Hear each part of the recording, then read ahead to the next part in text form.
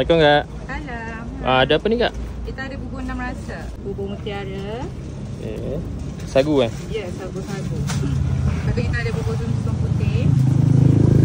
Kacang hijau. Ni makanan mana ni kak? Ini makanan dia daripada Indonesia. Bubur hitam, bubur susu hijau. Hijau ni apa? Pandan ni? Betul, pandan. Lepas tu kita ada bukis nangka. Pisang hijau, kalau nak add on RM2. Boleh? Boleh Ha. Okey. RM2 je besar macam ni? Ya, RM2 je. Ni gula melaka dia.